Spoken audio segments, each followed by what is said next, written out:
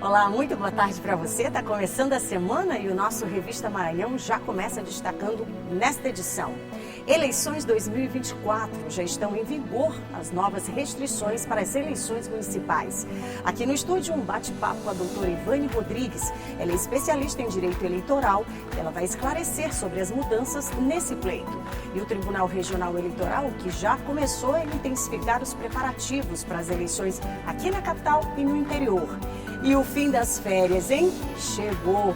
E a difícil tarefa dos pais de colocar essa turminha nos eixos para voltar às aulas. É o seu Revista Maranhão, que já está no ar.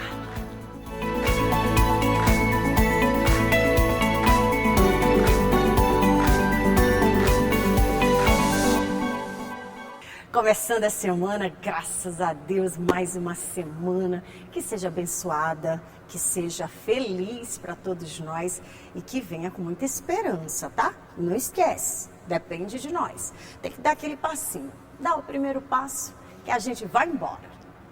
Vamos começar o nosso Revista Maranhão falando sobre as eleições, né? Porque está faltando pouco, menos de 3 meses para que as eleições 2024 aconteçam. E é importante que os eleitores e os pré-candidatos fiquem atentos, né, às datas e também a esse calendário da Justiça Eleitoral. Julho é um mês decisivo para quem pretende concorrer a um cargo público nas eleições de outubro, com muitas datas limite para partidos e possíveis candidatos. É o período em que agremiações discutem e chamam seus filiados para a preparação da lista de pré-candidatos.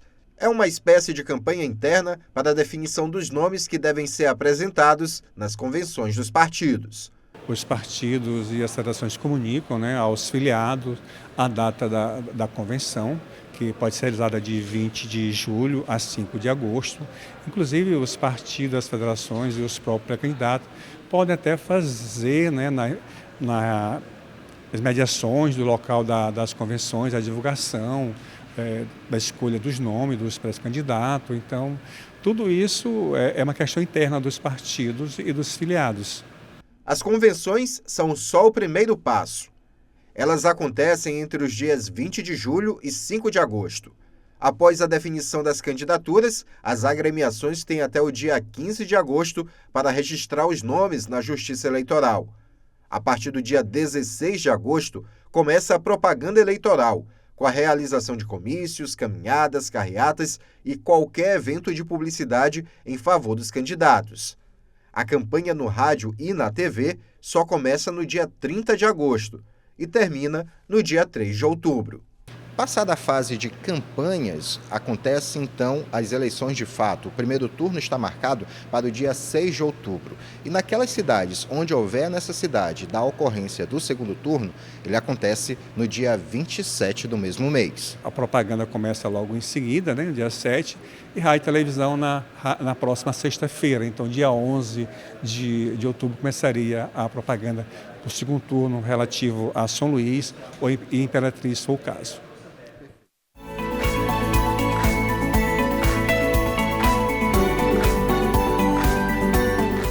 Eu já estou por aqui na nossa salinha de bate-papo, porque, como você perceber, já estão em vigor aí várias restrições que foram estabelecidas pela Justiça Eleitoral para as eleições exatamente deste ano de 2024, inclusive desde o dia 1º de julho, viu? Sobre esse assunto eu vou conversar agora com a doutora Ivane Rodrigues, ela é especialista em direito eleitoral. Muito boa tarde, doutora, seja muito bem-vinda. Boa tarde, Kate. Boa tarde aos telespectadores. É sempre um prazer contribuir. Doutora, a gente está vendo que existem algumas mudanças, nesse pleito de forma específica. O que a gente podia considerar, do pleito passado para agora? Quais são essas mudanças? São tão significativas, doutora? Kate, nós observamos que nos últimos períodos eleitorais, nas últimas eleições, vieram acontecendo diversas mudanças para haver uma fiscalização maior e uma transparência no processo eleitoral. Sobretudo, e aí uma coisa que nós vamos ver nesse pleito especificamente, é a utilização da inteligência artificial, dos deepfakes, por exemplo, né? Pessoas modificando a voz, a imagem, criando a imagem das pessoas a partir de vídeos, de fotos nas redes sociais. Então isso, se tem uma legislação específica para a utilização. O candidato, ele pode utilizar, o partido, ele pode utilizar a inteligência artificial a seu favor, que é um instrumento, um avanço tecnológico bastante significativo, mas existem regras específicas, né? Assim como existe a fiscalização pela proibição de não difamar, de não injuriar, de não levantar situações de preconceito com relação a candidatos, com relação à condição da mulher que tem uma relevante participação no cenário político. Então, dessas diversas proibições, a gente precisa estar atento à utilização das redes sociais, à utilização da inteligência artificial a favor da propaganda, a favor dessa divulgação das propostas e do perfil de cada candidato. Agora a gente observa que com o passar, né, dos pleitos, a gente tem visto a inserção, né, cada vez mais a utilização da tecnologia em favor, né, desse processo.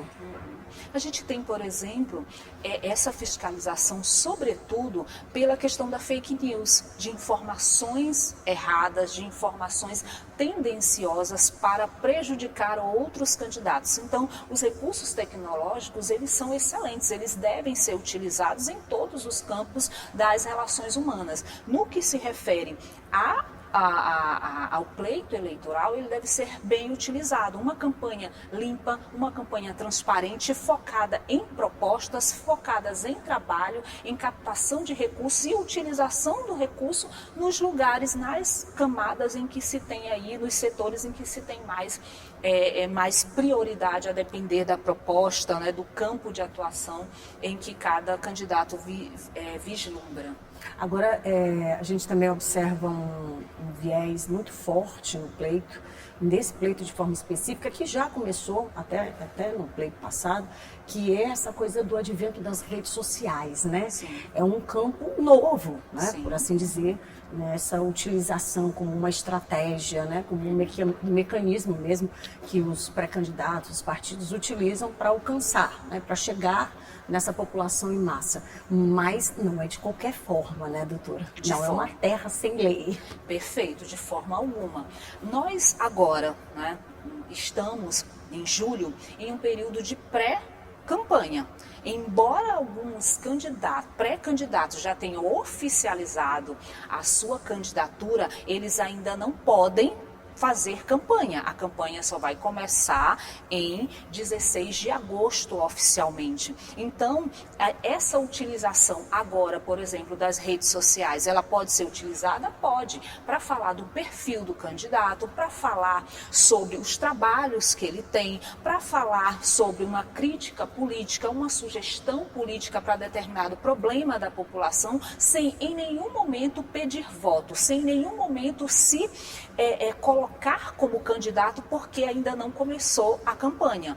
Ele é ainda pré-candidato, ainda precisa de uma oficialização na Justiça Eleitoral. Ainda que nesse período ele já esteja, por exemplo, alguns oficializam pelo partido a sua candidatura já no início, de acordo com a sua convenção, mas ele ainda não pode começar a sua campanha, mesmo já tendo oficializado. Então, essas regras de ir para a rede social, olha, eu sou candidato porque já tenho oficializado, precisa ter cuidado, porque tem multa, tem fiscalização, pode inclusive ser passível de uma cassação dessa candidatura. Então, utilize as redes sociais, sim, mas observe as regras, procure uma orientação jurídica especializada para que sua campanha possa transcorrer de uma forma limpa e transparente, obedecendo aí as regras da legislação. E por falar em obedecer essas regras, tanto o pré-candidato quanto os partidos, eles precisam ter atenção a essas regras estabelecidas pela Justiça Eleitoral.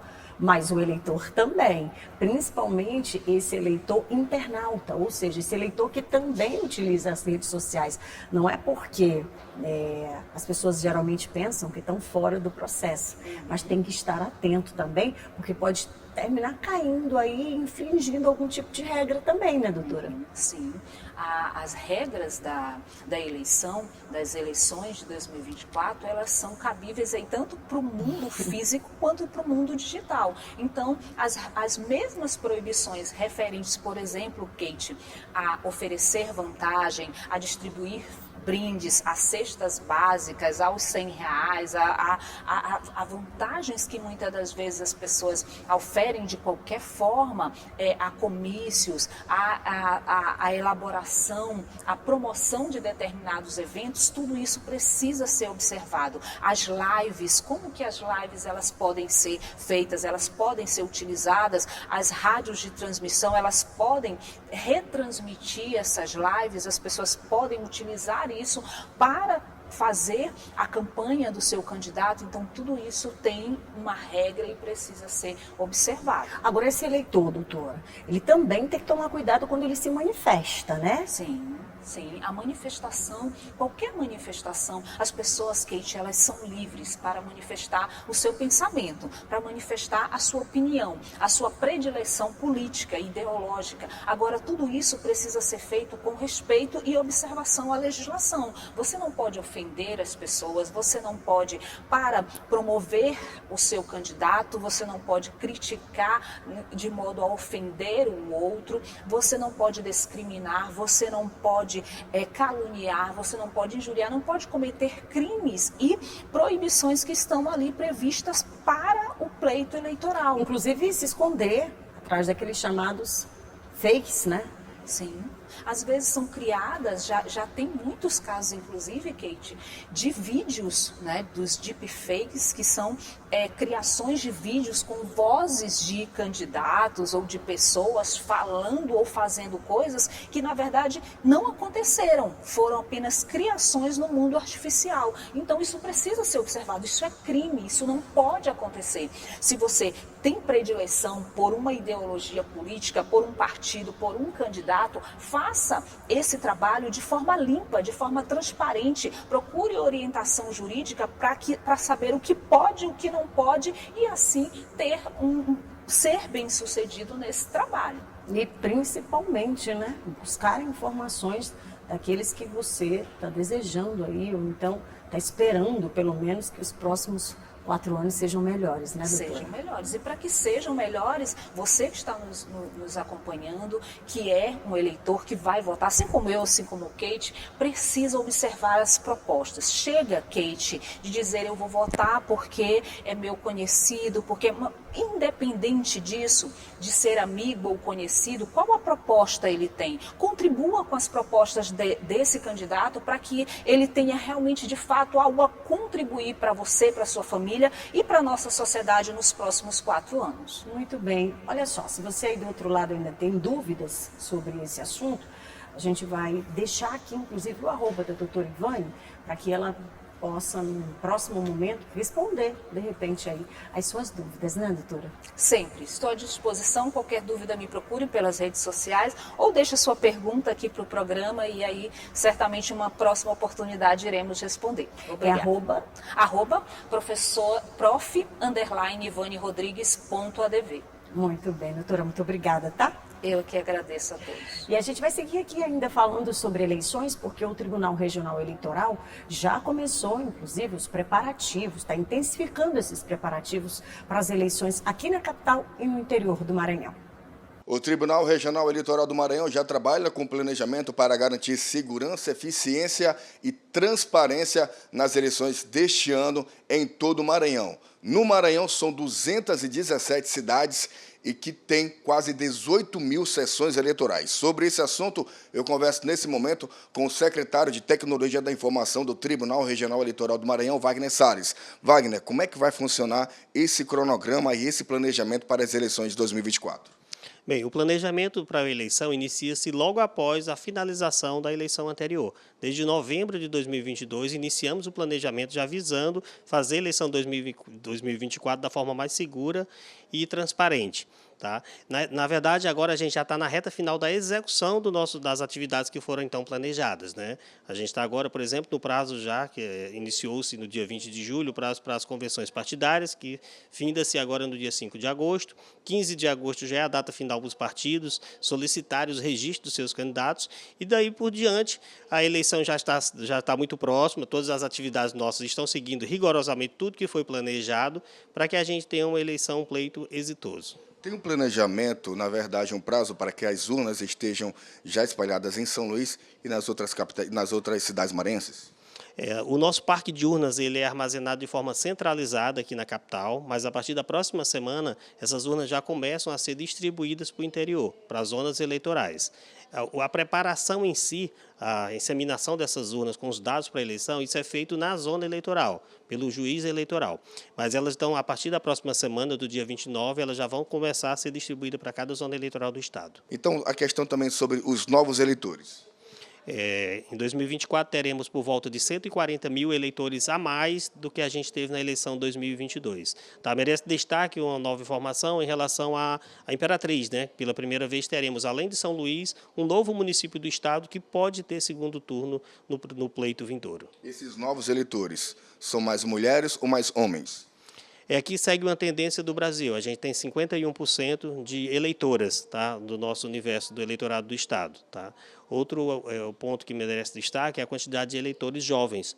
A gente tem basicamente 10% do nosso eleitorado com menos de 20 anos. Isso equivale a praticamente ao dobro do percentual do Brasil.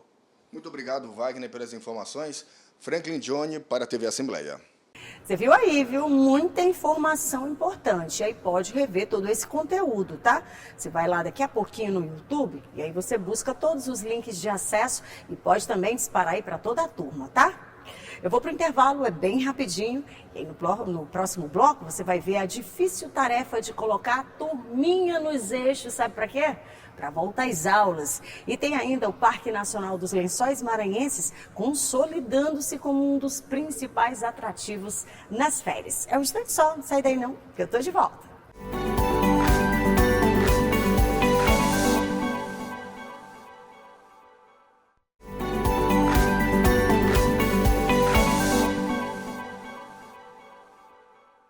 E olha, mês de julho, né? Tá indo embora. E agora tá na hora de voltar às aulas. Tarefa nada fácil para os pais que vão precisar redobrar aí a paciência, pelo menos na hora da readaptação dos pequeninos, mas também tem os adolescentes, viu? A volta às aulas é um momento de adaptação e cuidados simples podem fazer toda a diferença.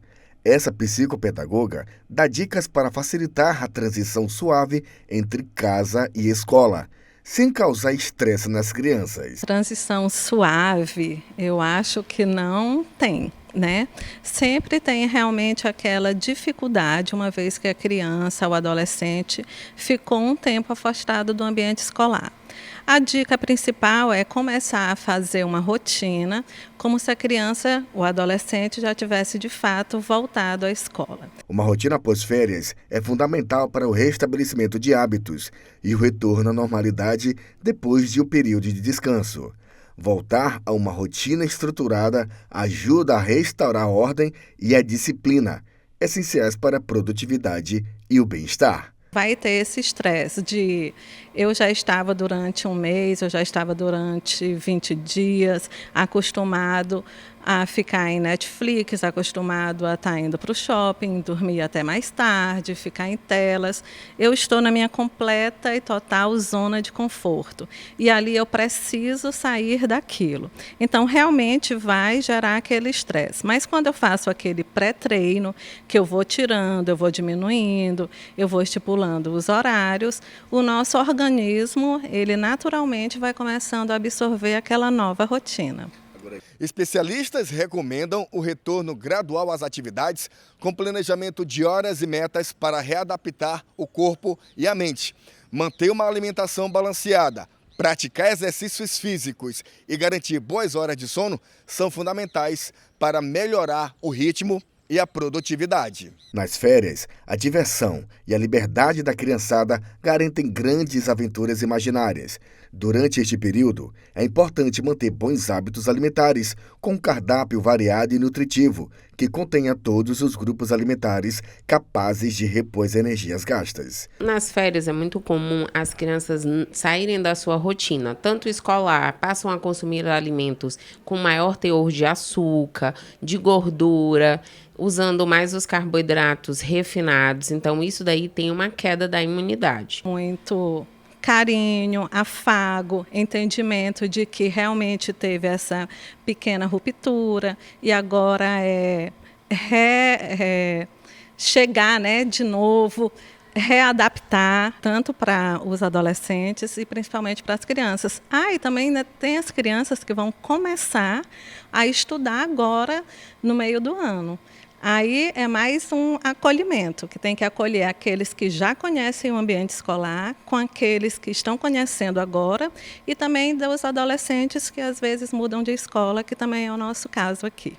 É importante também que os pais fiquem atentos à alimentação dos filhos durante o período de férias, para evitar problemas de saúde, como obesidade, diabetes e desnutrição. Com as voltas aulas, são alimentos ricos em carboidratos complexos, que são as frutas, arroz, feijão, que é interessante a criança estar consumindo, as proteínas, que vão ajudar na questão também, gorduras boas, como oleaginosas, castanhas, abacate, é uma boa opção para a criançada. Tarefa nada fácil, principalmente porque a gente sabe que a turma se acostuma a dormir tarde, e na hora de acordar não vai acordar cedo, e aí tem que ter muita paciência. Mas vamos embora, porque o mês já foi, né? Agora é segundo semestre, novos desafios aí, mas vai dar certo, viu? Mas ainda falando sobre essas férias acabando, né?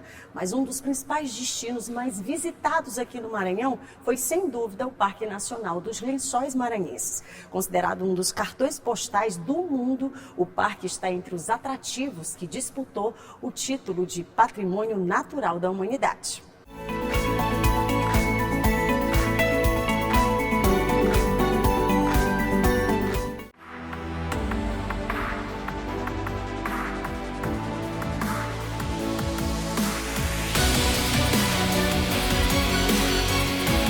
Uma comitiva liderada pelo governador Carlos Brandão foi acompanhar de perto o anúncio do Comitê do Patrimônio Mundial da Unesco em Nova Delhi, na Índia, que dá ao Parque Nacional dos Lençóis Maranhenses o título de Patrimônio Natural da Humanidade.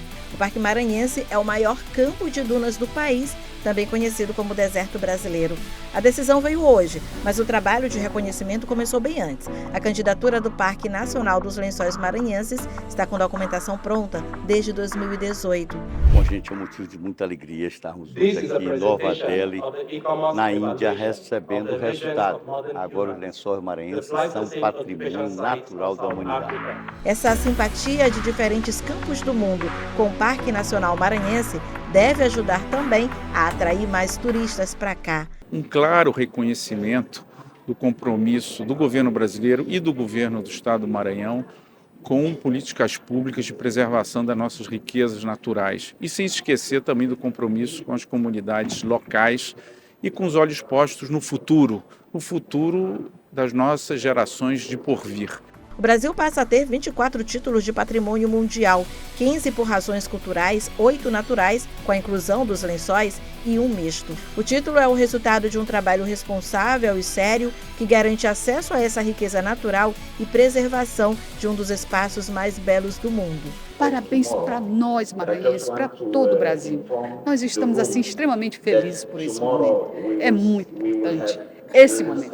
Viva o Brasil, viva o Maranhão, viva os Lençóis Maranhenses.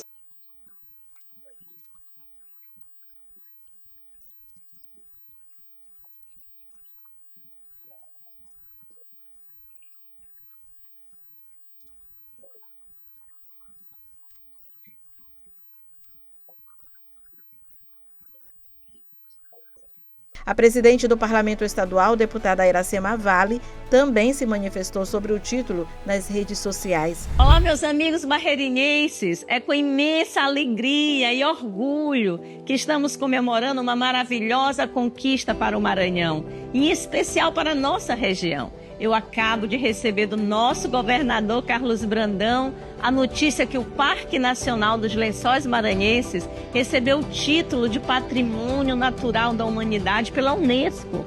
Os Lençóis Maranhenses agora têm mais esse reconhecimento a nível mundial, o que vem consolidar ainda mais Barreirinhas e região como um destino turístico internacional.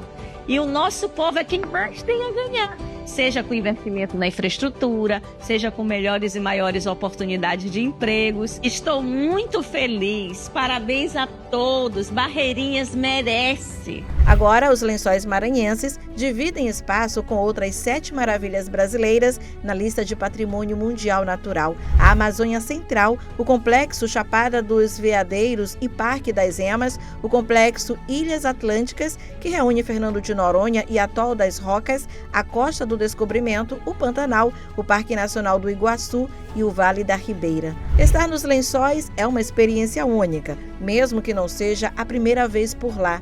Quem já conheceu, sempre volta. E quem ainda não foi, tem agora mais um motivo para ser um dos privilegiados a contemplar pessoalmente toda essa beleza de encher os olhos e o coração do maranhense de orgulho.